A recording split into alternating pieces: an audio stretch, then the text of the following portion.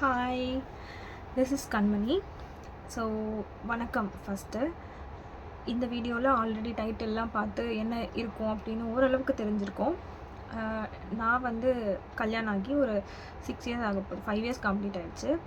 5 இயர்ஸில் நான் என்னெல்லாம் பண்ணியிருக்கேன், லைக் முக்கியமாக இந்த இன்ஃபர்டிலிட்டி இதை பற்றி தான் நான் வந்து பேசணும் அப்படின்னு நினைக்கிறேன். இப்போ வரைக்கும் எனக்கு குழந்தை இல்லை. ஸோ இதை நான் ஃபேஸ் பண்ணியிருக்கேன். அதை தாண்டி இப்போ எப்படி நான் வந்து ஹீல் ஆகி நான் எப்படி நார்மலாக இருக்கேன், குழந்தை இல்லை அப்படிங்கிறது ஒரு பெரிய பிரச்சனை இல்லை அப்படிங்கிறதுலேருந்து நான் எப்படி வெளியே வந்தேன், என்னை யாரெல்லாம் எப்படிலாம் ஹர்ட் பண்ணியிருக்காங்க, அதுலேருந்து நான் என்னெல்லாம் பண்ணியிருக்கேன் அப்படிங்கிற மாதிரி என்னுடைய ஒரு எக்ஸ்பீரியன்ஸை உங்கள் கூட ஷேர் பண்ணிக்க போகிறேன். பிகாஸ் நீங்கள் தனியாக இல்லை, நானும் உங்கள் கூட இருக்கேன் அப்படிங்கிற மாதிரியும், நான் தனியாக இல்லை, நீங்கள் எல்லோரும் நானும் சேர்ந்து இதை வந்து எப்படி வந்து ஹீல் பண்ணிக்கிறது, இதை எப்படி கோத்ரூ பண்ணுறது அப்படிங்கிறத பற்றி தான் இனிமேல் நான் பேசணும் அப்படின்னு நினைக்கிறேன். இது வந்து என்னுடைய முதல் வீடியோ. இந்த இந்த விஷயத்தை பேஸ் பண்ணி ஃபர்ஸ்ட்டு நான் இதை வீடியோவாக எடுக்கணும் அப்படின்னு நினச்சதுக்கு காரணம், எனக்கு வந்து இந்த விஷயங்களெல்லாம் யார்கிட்டையாவது பேசணும், இது என்ன மாதிரி இருக்க பலருக்கு புரியும், எனக்கு யார்கிட்டையாவது பேசணும் ஆனால் பேசக்கூடிய விஷயம் இது கிடையாது அப்படிங்கிற மாதிரியான ஒரு டாபிக் இது. ஸோ நம்ம கூட இருக்கவங்க கிட்ட எப்போவுமே இதை பற்றி பேசிகிட்டே இருக்க முடியாது. நான் ஹர்ட் ஆகுறேன், நான் வலிக்குது, நான் அழுவுறேன் அப்படிங்கிறத காமிச்சிக்கிட்டே இருக்க முடியாது. பட் நானாக இருக்கணும், என்னை யாரும் ஜட்ஜ் பண்ணக்கூடாது அப்படிங்கிற மாதிரி யோசித்து இதை நான் வந்து வீடியோவாக எடுக்கணும். இது என்ன மாதிரி இருக்க பலருக்கும் இது யூஸ்ஃபுல்லாக இருக்கும். அட்லீஸ்ட் அவங்க பேசுகிறதுல எனக்கு யூஸ்ஃபுல்லாக இருக்கும். உங்களோட அட்வைஸை, உங்களோட எக்ஸ்பீரியன்ஸை நீங்கள் கூட என் கூட ஷேர் பண்ணிக்கலாம் அப்படிங்கிறதுக்காக தான் இந்த வீடியோவை வந்து ஸ்டார்ட் பண்ணணும்னு நினைக்கிறேன். ஸோ ஃபர்ஸ்ட் இதை பற்றி தான் பேச போகிறேன். வீடியோக்குள்ளே போய் ஃபுல்லாக பேசலாம். ஸோ வீடியோக்குள்ளே இதை பற்றி பேசுகிறதுக்கு முன்னாடி, வீடியோக்குள்ளே போய் பேசுகிறதுக்கு முன்னாடி என்னை பற்றின சில பேசிக் இன்ஃபர்மேஷன்ஸ் நான் தந்துடணும் அப்படின்னு நினைக்கிறேன். நான் வந்து ஆல்ரெடி சொல்லிட்டேன், என் பேர் கண்மணி. எனக்கு எங்கள் அம்மா, அதுக்கப்புறம் 2 சிஸ்டர்ஸுமே மேரிட். எங்கள் அம்மா வந்து சின்ன வயசுலேருந்தே சிங்கிள் பேரண்ட் தான். என்னோடய அப்பா வந்து ரொம்ப சின்ன வயசாக இருக்கும்போது இறந்துட்டார். நான் ரொம்ப சின்ன வயசாக, எனக்கு அவரை நினைப்பே இல்லை. 1 வயசோ என்னவோ 1.5 வயசு என்னவோ ஒரு வயசில் இறந்துட்டார். So have no memory. எனக்கு அவரை யாருன்னே தெரியாதுங்கிற அளவுக்கு தான் எனக்கு அவருடைய விஷயங்கள் வந்து என் லைஃப்பில் இருந்திருக்கு. ஸோ நான் அப்பா இல்லையே அப்படின்னு ஃபீல் பண்ண நாட்கள் வந்து ரொம்ப ரொம்ப கம்மி. பிகாஸ் எங்கள் அம்மா என்னை அவ்வளோ செல்லமாக, ரொம்ப என்ன சொல்லுவாங்க, ஒரு பிரின்சஸ் மாதிரி வளர்த்துருக்காங்க. ஒரு மிடில் கிளாஸ் ஃபேமிலியில் ஒரு பொண்ணுக்கு என்னெல்லாம் கிடைக்கணுமோ, எதெல்லாம் அடம் பிடிப்பாங்களோ அது எல்லாமே நான் அடம் பிடிச்சி வாங்கியிருக்கேன். எனக்கு எல்லாமே கிடச்சிருக்கு. நான் ரொம்ப லக்ஸரியாக, ரொம்ப நல்லா, ரொம்ப ப்ரொட்டக்டடாக வளர்ந்துருக்கேன். அதுக்கு என்னோடய அம்மாவும் என்னோடய 2 சிஸ்டர்ஸுமே காரணம். அவங்க 2 பேரும் தான் எனக்கு பயங்கரமாக ஹெல்ப் பண்ணியிருக்காங்க. பிகாஸ் ஒரு அளவுக்கு நான் வந்து ஸ்கூல் படிக்கிற வரைக்கும் எங்கள் அம்மா வந்து என்னை ரொம்ப இதுவாக பார்த்துக்கிட்டாங்க. அதுக்கப்புறமா எங்கள் அக்காங்க 2 பேரும் பார்ட் டைம் ஜாப்லாம் பண்ணி எங்கள் அம்மாவுக்கு ஹெல்ப்பாக இருக்கணும் அப்படின்னு ரொம்ப இயர்லியாக பார்ட் டைம் ஜாப் போயிருக்காங்க, டியூஷன் எடுத்திருக்காங்க, என்னென்னவோ பண்ணி எங்கள் அம்மாவுக்கு ஹெல்ப்பாக இருக்கணும் அப்படின்னு. அதுவும் எங்கள் 2வது காலம் பயங்கர சப்போர்ட் எங்கள் அம்மாவுக்கு. இப்போ வரைக்கும், இன்றைக்கி வரைக்கும் அவ்வளோ சப்போர்ட்டிவ். ஸோ அவங்க பண்ண அளவுக்கு நான் எங்கள் அம்மாவுக்கோ எங்கள் வீட்டுக்கோ ஏதாவது பண்ணியிருக்கேனான்னு கேட்டிங்கன்னா கண்டிப்பாக இல்லை. எங்கள் அக்காங்களோடலாம் நான் என்னை கம்பேர் கூட பண்ணிக்க முடியாது. ஏன்னா நான் ரொம்ப செல்லமாக, அவங்க எது வாங்கி கொடுத்தாலும், நான் எது கேட்டாலும் அவங்க வாங்கி கொடுத்துருவாங்க, நான் வாங்கிப்பேன், அவ்வளோதான். நான் யாருக்கும் எதுவும் ஒரு இன்ரிட்டன் செஞ்சதே இல்லை. நானும் வேலைக்கு போயிருக்கேன், சம்பாரிச்சிருக்கேன். ஆனால் அவங்களுக்குலாம் என்ன செஞ்சுருக்கேன்னு கேட்டிங்கன்னா இல்லை. இப்போது அவங்க பசங்களை வந்து நான் செல்லமாக பார்த்துக்கிறேன், பாசமாக வச்சுக்கிறேன். ஆனால் எங்கள் அக்காங்க எனக்கு செஞ்சதை நான் யாருக்குமே செஞ்சதில்லை. எங்கள் அம்மாவுக்கும் எங்கள் அம்மா செஞ்சதை நான் செஞ்சதே கிடையாது. ஸோ ரொம்ப செல்லமாக, ரொம்ப அடம் பிடிக்கிற ஒரு பொண்ணாக தான் நான் சின்ன வயசுலேருந்தே வளர்ந்துருக்கேன். அதுக்கப்புறம் ஒரு ஸ்டேஜில் எல்லாருக்கும் வீட்டில் பேசுகிற மாதிரி எனக்கும் மேரேஜ் ஃபிக்ஸ் பண்ணுறாங்க. என்னோடது வந்து பியூர்லி அரேஞ்ச்டு மேரேஜ். எனக்கு அவங்கள யாருன்னே தெரியாது. அரேஞ்ச்டு மேரேஜ் தான் ஃபிக்ஸ் பண்ணுறாங்க. இனிஷியலாக எனக்கு கல்யாணம் வேணான்ற மைண்ட் செட் இருந்தேன். ஏன்னா அப்போது வந்து எனக்கு ஒரு ஃப்ரெண்ட்ஸ் கேங் இருக்குது, நான் வந்து ரொம்ப ஜாலியாக சுற்றிட்டு இருக்கேன், ரொம்ப நிம்மதியான ஒரு பீஸ்ஃபுல்லான ஹாஸ்டல் லைஃப்பில் இருக்கேன். அதை நீங்கள் ஹாஸ்டல் லைஃப்குள்ளே நீங்கள் ஒன்ஸ் என்டர் ஆகிட்டிங்கன்னா அதை விட்டுட்டு வர்றது ரொம்ப ரொம்ப கஷ்டம். நம்ம நினைக்கிறோம் ஹாஸ்டலில் எல்லோரும் தனியாக இருப்போம், ரொம்ப கஷ்டம் அப்படின்னா.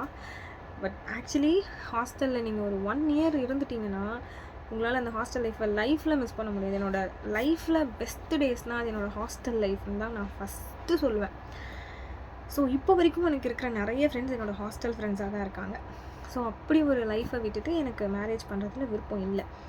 அதுக்கப்புறம் வீட்டில் ஆப்வியஸாக பேசுவாங்க, பேசி வந்து மேரேஜ்லாம் ஃபிக்ஸ் பண்ணுறாங்க. ஃபிக்ஸ் பண்ணி இவர் தான் மாப்பிள்ளை அப்படின்லாம் தெரிஞ்சதுக்கப்புறம் நாங்கள் அப்புறம் ஃபோன்ஸ்லாம் பேச ஆரம்பிக்கிறோம். இனிஷியலாக வந்து எனக்கு இவரை இப்போது நம்ம கூட இருக்கவங்க ஒன்று சொல்லுவாங்க இல்லையா, இவர் அப்படி இருக்கார் இப்படி இருக்காங்க. ஸோ அந்த மாதிரியான ஒரு அட்ராக்ஷன் தான் எனக்கு இவர்கிட்ட இருந்திருக்கு. ரொம்ப பிடிச்சி இப்போ பண்ணிக்கணும் அந்த மாதிரி கிடையாது. எல்லோரும் சுற்றி இருக்கவங்களாம் சூப்பராக இருக்காரு, நம்ம ஆஃபீஸ் மேட்ஸு, நம்ம கொலீக்ஸ், நம்ம ரூம்மேட்ஸ் இவங்கெல்லாம் பேசுனதை வச்சு ஓகே அப்படின்னு நான் எங்கள் அம்மா கிட்ட சொல்லிட்டேன். அதுக்கப்புறம் பொண்ணெல்லாம் பார்க்குறோம். பார்த்து எல்லாமே ஸ்டெப் பை ஸ்டெப் நடக்குது. ஒரு 2 மந்த்ஸில் வந்து அந்த பூலாம் வைப்பாங்க இல்லையா, அந்த ஃபங்க்ஷன் எல்லாமே முடியுது. அதுக்கப்புறம் வந்து நாங்கள் அஃபிஷியலாக பேச ஸ்டார்ட் பண்ணுறோம். கிட்டத்தட்ட நான் பூ முடித்ததுலேருந்து பூ வச்சதுலேருந்து மேரேஜ்க்கு வந்து ஒரு 9 மந்த்ஸ் கேப் இருக்குது. ஆமாம், 7 to 9 மந்த்ஸ் கேப் இருக்குது, எக்ஸாக்டாக தெரியல. ஸோ அவ்வளோ மந்த்ஸ் கேப் இருக்குது. நான் பொதுவாக சொல்லுவேன், அவ்வளோ கேப் வந்து மேரேஜ்க்கு வந்து இருக்கவே கூடாது. அது லவ் மேரேஜாக இருந்தாலும் அரேஞ்ச் மேரேஜாக இருந்தாலும் அவ்வளோ கேப் வந்து வச்சுக்காதீங்க அப்படின்னு நான் பர்சனலாக அட்வைஸ் பண்ணுவேன் நிறைய பேருக்கு. பிகாஸ் அந்த 7 to 9 மந்த்ஸ் வந்து எனக்கு இவர் யாருன்னே தெரியாது இல்லையா, இவரை தெரிஞ்சுக்க போகிறோம் அப்படின்னு ஒன்று இருக்கும். இனிஷியலாக வந்து இவர் வந்து என் ஹஸ்பண்ட் வந்து பயங்கர ஒரு ரிசர்வ்டான ஒரு டைப். நான் ரொம்ப பேசிக்கிட்டே இருக்க ஒரு ஆள். ஆப்போசிட் போல்ஸ் ஆர் அட்ராக்டுன்னு சொல்லுவாங்க. பட் ஆக்சுவலி லைஃப்பில் இனிஷியலாக அது அப்படி இருக்காது, அட்ராக்ட் ஆக முடியாது. எனக்கு வந்து ரொம்ப நான் பேசிகிட்டே லொடலொடன்னு பேசிகிட்டே இருப்பேன். இவர் என்னை பார்க்க வந்தால் கூட இவங்க என்கிட்ட பெருசாக பேச மாட்டார். ரொம்ப விருப்பமாக பேசிக்கிட்டே இருக்கக்கூடிய அந்த மாதிரியான ஒரு ஆள் வந்து அவர் கிடையாது. நான் வந்து யோசிப்பேன், ஏன் எதுக்காக இவர் நம்மக்கிட்ட பேச மாட்டாரு, ஒருவேளை இவருக்கு விருப்பம் இல்லையோ அந்த மாதிரிலாம் கூட நான் யோசிச்சிருக்கேன். அவர்கிட்டையும் கேட்டிருக்கேன். அவர் ஃபேமிலிலேயே இருக்க சில பேர்கிட்டையும் நான் அதை வந்து டிஸ்கஸ் பண்ணியிருக்கேன். அவருக்கு க்ளோஸாக இல்லாத சில பேர்கிட்ட நான் வந்து அதை டவுட்டாக கேட்டிருக்கேன். அப்போ அவங்களாம் வந்து அவங்களுடைய அபிப்பிராயங்களை என்கிட்ட ஷேர் பண்ணியிருக்காங்க. அவங்கள இப்போ நான் சொல்ல வேணாம் அப்படின்னு நினைக்கிறேன். பிகாஸ் இப்போ அவங்களாம் என்னோடய ஃபேமிலி ஆகிட்டாங்க. ஸோ அதுக்கு காரணம் என்னென்னா, அவங்க எல்லோரும் இவர் கூட இருந்து, நான் இருக்கிற இடத்துல இருந்து இவரை யாரும் பார்த்ததில்லை. எல்லாருமே வீட்டில் ஒரு ஆளாக இருந்து பார்த்துருக்காங்க. ஸோ அவங்க அட்வைஸ் கொடுப்பாங்க. ஒரு சிலர் வந்து இந்த கல்யாணத்தை வந்து நிறுத்திடு, இந்த கல்யாணத்துக்கு முன்னாடியே யோசிச்சுக்கோ, இந்த ஃபேமிலி இப்படி இவங்க இப்படி அந்த மாதிரிலாம் கூட எனக்கு வந்து சொல்லியிருக்காங்க. நான் வந்து எங்கள் அம்மா கிட்ட நான் இதை போய் சொல்கிறதுக்கு முன்னாடி நான் வந்து என் ஃப்ரெண்டு ஒருத்தவங்க கிட்ட நான் இதை வந்து ஷேர் பண்ணுறேன். அவங்க வந்து அப்போ கல்யாணம் ஆகிட்டு ஹாஸ்டலில் இருக்காங்க, ஒர்க்குக்காக வந்திருக்காங்க. அப்போ அவங்கக்கிட்ட நான் ஷேர் பண்ணுறேன், இந்த மாதிரி உங்கள் வீட்டில் இருக்க ஒருத்தர் சொல்கிறாங்க அப்படின்ற மாதிரி. அப்போ அவங்க எனக்கு சொன்னாங்க, இல்லை நீ இதை பற்றி உங்கள் அம்மாக்கிட்டேயோ இல்லை அவர்கிட்டயோ பேசாத, ஃபஸ்ட்டு வந்து அவர் அப்படி தானா நம்ம தெரிஞ்சுக்கலாம் அப்படிங்கிற மாதிரி சொல்கிறாங்க. அப்போது நாங்கள் வந்து நேரில் மீட் பண்ண ஒரு சான்ஸ் வரும்போது நான் எக்ஸ்பெக்டே பண்ணல. அவர் வந்து பயங்கர லவ்விங்கான ஒரு ஆளாக தான் தெரிகிறாரு. ஆனால் அவருக்கு அதை எப்படி காட்டணும்னு தெரியல. ஹி வாஸ் லைக், அவர் வந்து ரொம்ப பொண்ணுங்கிட்ட பேசி பழகக்கூடிய ஒரு ஆளாக எனக்கு அன்றைக்கி அது தெரியல. பிகாஸ் இப்போது பொண்ணும் பையனும் மீட் பண்ணுறாங்கனாலே வந்து அது ஒரு, எல்லா பாய்ஸையும் நான் சொல்லலை, பொதுவாக வந்து கையை பிடிப்பாங்க இதெல்லாம் இருக்கும் இல்லையா. பட் அவர் வந்து பயங்கர ஒரு மாதிரி டீசெண்டாக நடந்துக்கிட்டாரு. ஹாஸ்டலுக்கு வெளியவே நின்றுட்டு வந்துட்டு பேசிட்டு அப்படியே போயிடுவார். ஒரு மாதிரி ரொம்ப ஒழுக்கமான பையனாக என் கண்ணுக்கு தெரிஞ்சார். ஓகே, நல்ல பையனாக இருக்காப்லையே அப்படின்னு சொல்லிட்டு எங்கள் வீட்டில் நான் வந்து இந்த விஷயத்த சொல்கிறேன்.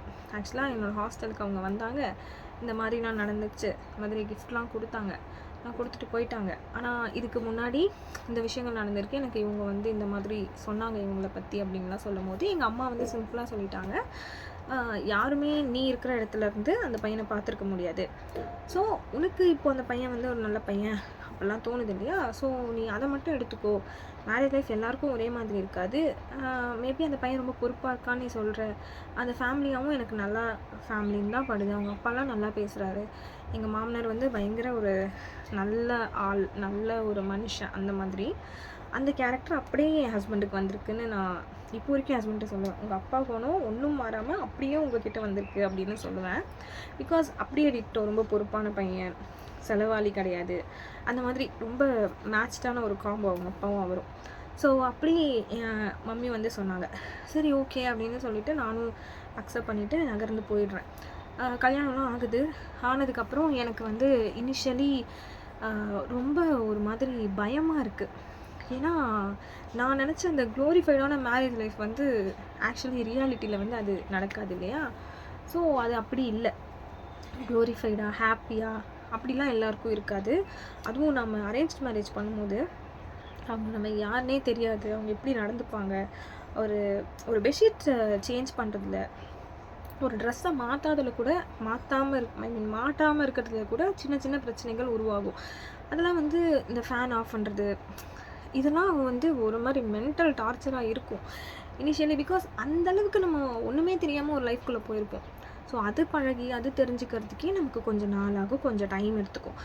அப்போது எனக்கு வந்து இனிஷியலாக எனக்கு தோணுது, இல்லை எல்லாரும் சொன்னது கரெக்டு தான், கல்யாணத்துக்கு முன்னாடியே நம்ம யோசிச்சிருக்கணும், நம்ம வந்து மாட்டிக்கிட்டோம், இந்த ஃபேமிலியில் வந்து நம்ம மாட்டிக்கிட்டோம், இவர்கிட்ட வந்து நம்ம மாட்டிக்கிட்டோம் அப்படின்னு நான் வந்து ரொம்ப பயப்படுறேன், ரொம்ப யோசிக்கிறேன், சண்டை போடுறேன். கிட்டத்தட்ட கல்யாணம் ஆகி 3 மாதத்துக்குள்ளேயே நான் வந்துட்டு இவர்கிட்ட ஒரு 10 வாட்டி நாங்கள் 2 பேருமே டிஸ்கஸ் பண்ணி டிவோர்ஸை பற்றிலாம் பேசியிருக்கோம். அவ்வளோ சண்டைகள் வந்திருக்கு. பட் இன்றைக்கி நாங்கள் ஹாப்பியாக கொஞ்சம் ரிலாக்ஸ்டாக எதையும் கண்டுக்காமல் ஒரு மாதிரி ஹாப்பிலி கோயிங்காக இருக்கிறதுக்கு காரணம் 2 பேருமே எங்களுடைய ரிலேஷன்ஷிப்பை வந்து பெட்டர் பண்ணுறதுக்கு ரொம்ப உழைச்சிருக்கோம், ரொம்ப மெனக்கெட்டிருக்கோம். உண்மையாகவே 2 பேருக்குமே அதில் ஈக்குவல் பொறுப்பு இருக்குதுன்னு நினைக்கிறேன். என்னை விட என் ஹஸ்பண்டுக்கு ஒரு படி எக்ஸ்ட்ராவாகவே இருக்குது அப்படின்னு நினைக்கிறேன்.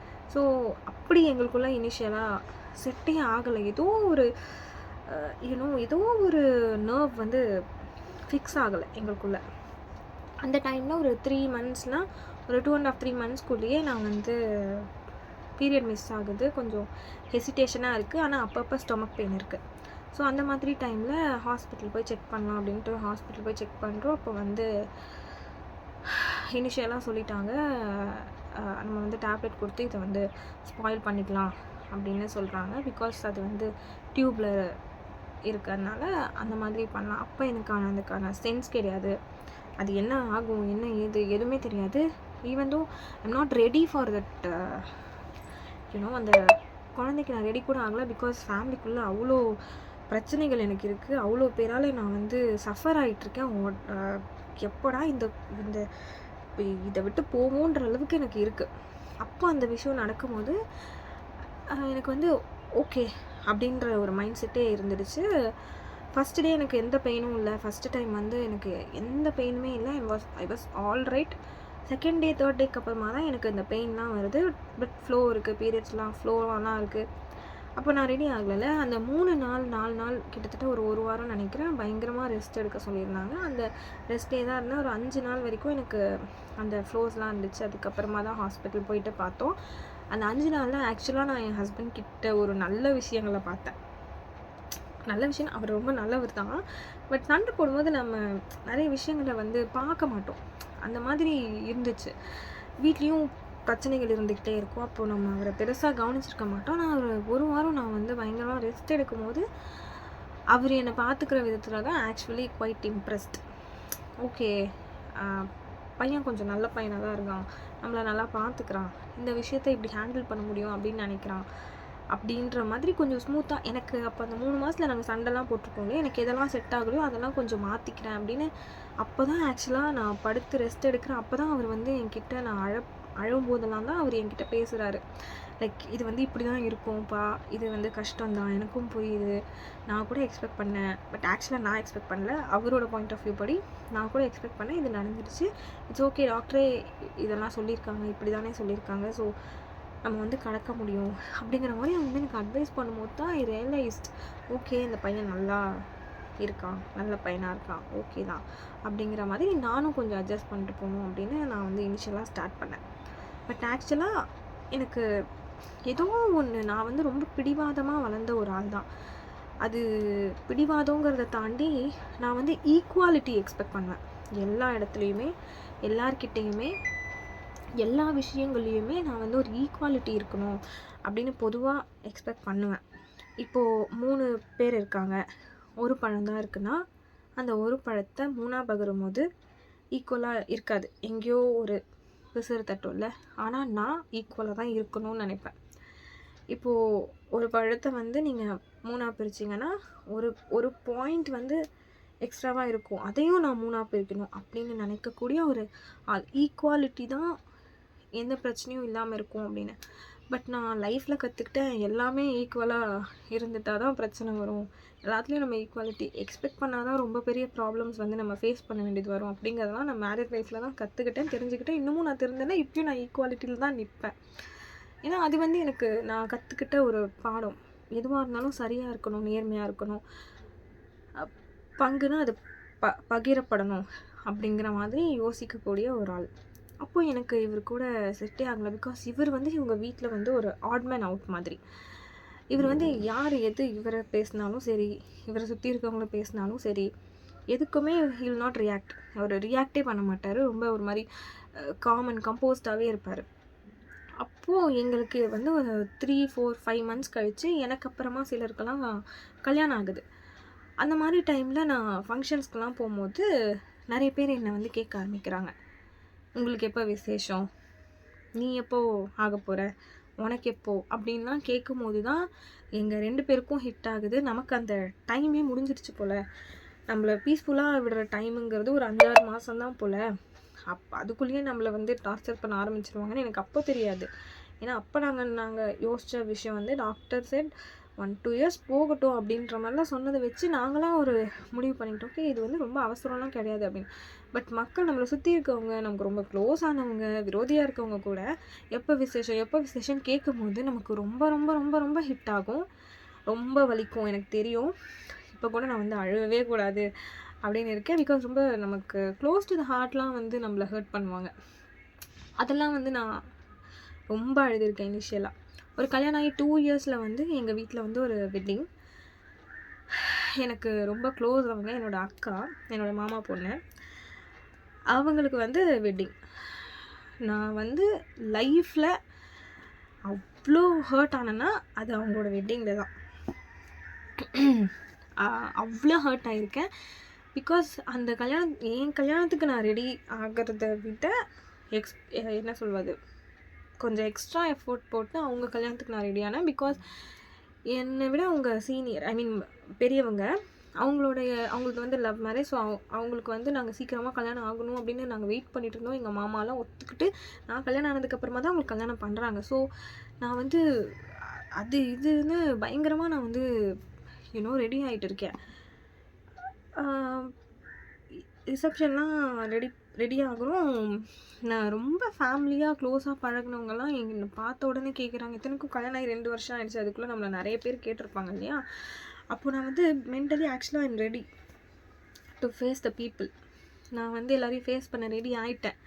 நானாக எனக்குள்ளே நம்பிட்டு இருக்கேன், நான் ரெடி அப்படிங்கிற மாதிரி. ஸோ யார் என்ன கேட்டாலும் நம்ம பதில் சொல்லலாம், இல்லைன்னு நம்ம வந்து சொல்லலாம் அப்படின்னு.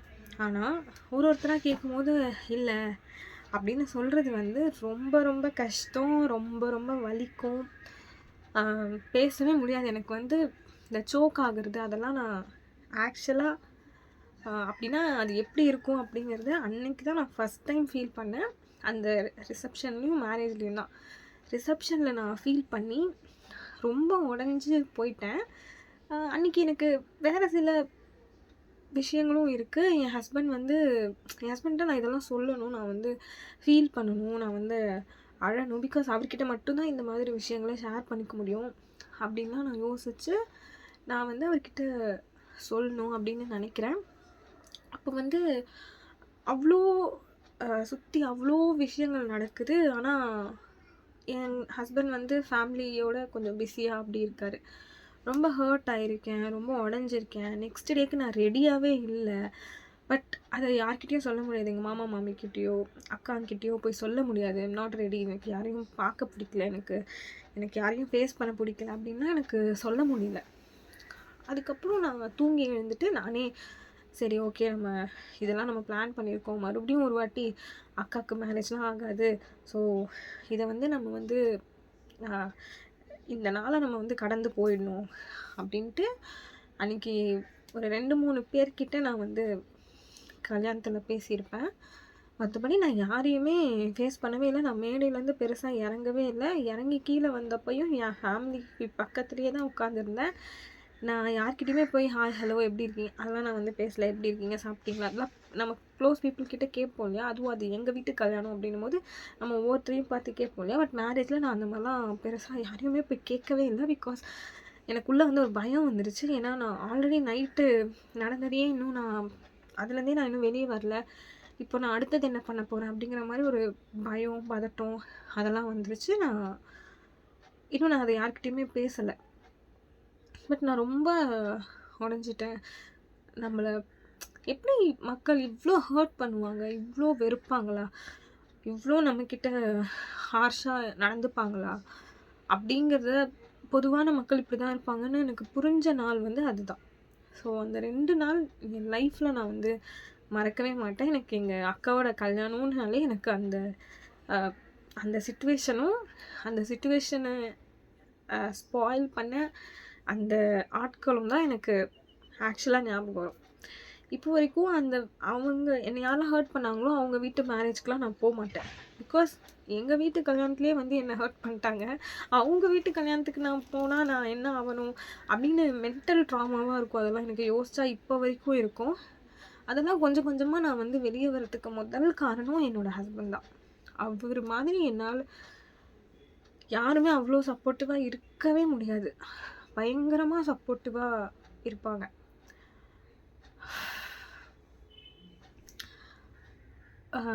எப்படி சொல்கிறது, அவருக்கு பேசவே தெரியாது. அவர் பேசவே மாட்டார் அதிகமாக. ஆனால் நான் ஹர்ட் ஆகிட்டேன், நான் வந்து அழுகுறேன்னா எனக்கு அவ்வளோ சப்போர்ட்டிவாக அவ்வளோ சூப்பராக என்னோடய அந்த சிச்சுவேஷனில் ஹேண்டில் பண்ணி என்னை வந்து மூவ் ஆன் பண்ண வைப்பாங்க. ஸோ லைஃப்பில் எது நடந்தாலும் நமக்கு ஹஸ்பண்ட் மட்டும் கரெக்டாக அமைஞ்சிட்டாங்கன்னா இந்த மாதிரி விஷயங்களெல்லாம் நம்ம ஈஸியாகவே ஹேண்டில் பண்ணி வெளியே வந்துட முடியும். அதனால் என் ஹஸ்பண்டும் நானும் உடனே ஒன்றாயிட்டோமானா அப்படிலாம் கிடையாது. எல்லார் லைஃப்லேயுமே வந்து சின்ன சின்னதாக பிரச்சனைகள் இருந்துக்கிட்டே தான் இருக்கும். எனக்கு இந்த சிச்சுவேஷனுக்கு நடுவில் அபார்ஷன்ஸ் ஆகிருக்கு. நான் வந்து ட்ரீட்மெண்ட் போயிருக்கேன். அதுக்கப்புறம் வந்து ஹாஸ்பிட்டல் செக்கப், வலி, வேதனை எல்லாமே அனுபவிச்சிருக்கேன். ஸோ இதை பற்றின எல்லா விஷயங்களையுமே நான் அடுத்த வீடியோவில் எக்ஸ்பிளைன் பண்ணுறேன். இன்றைக்கி என்னை பற்றி பேசிக்ஸும் நான் எப்படி என்னை கோத்ரூ பண்ணிக்கிட்டேன் அப்படிங்கிறத ஒரு சின்ன விஷயம் தான் நான் இன்றைக்கி உங்ககிட்ட சொல்லியிருக்கேன். வீடியோ வந்து ரொம்ப லென்த்தாகவும் கொண்டு போக எனக்கு விருப்பம் இல்லை. இதுவே ரொம்ப பெருசாகிடுச்சு. ஸோ தட் என்னோடய அபார்ஷன் ஸ்டோரி நான் எப்படி ஹீல் ஆகிருக்கேன், இப்போ நான் எதை நினச்சுமே அழுவாமல் இருக்கேன். கிட்டத்தட்ட ஒரு 20 மினிட்ஸ் வீடியோ எடுத்திருக்கேன். இன்னும் நான் வந்து அழவே ஆரம்பிக்கலை. அப்படிங்கிறது தான் என்னோடய சக்ஸஸே. ஸோ நீங்கள் எல்லோரும் ஞாபகம் வச்சுக்கோங்க, இந்த மாதிரி ஒரு ஜேர்னியில் கண்டிப்பாக நீங்கள் தனியாக இல்லை. நாட் ஓன்லி இன்ஃபர்டிலிட்டி, நிறைய பேருக்கு நிறைய விஷயங்கள் இருக்கும். ஹஸ்பண்ட் இருப்பார், ஹஸ்பண்ட் இருக்காமல் இருப்பார், ஹஸ்பண்ட் ஹர்ட் பண்ணுவார், அடிப்பார், உதைப்பார், குடிப்பார், இந்த மாதிரி என்னென்னவோ பிரச்சனைகள் இருக்கும். பேரண்ட்ஸ் சப்போர்ட் இருக்காது. என்ன பிரச்சனையாக இருந்தாலும் உங்களோட ஜேர்னியில் நீங்கள் தனியாக இல்லை அப்படிங்கிறத மட்டும் நம்புங்க. கண்டிப்பாக இதில் நான் ஏதாவது சரி பண்ணிக்கணுமா, இல்லை உங்களுக்கு ஏதாவது என்கிட்ட சொல்லணுமா, உங்களோட எக்ஸ்பீரியன்ஸையும் உங்களுடைய விஷயங்களையும் ஷேர் பண்ணிக்க என்னுடைய கமெண்ட் பாக்ஸை நீங்கள் யூஸ் பண்ணிக்கோங்க. எனக்கும் நீங்கள் வந்து ஹீல் பண்ணுறதுக்கு ஒரு ஆளாக இருக்கலாம். தேங்க்யூ. நான் நெக்ஸ்ட் வீடியோவில் உங்களை மீட் பண்ணுறேன். பாய்.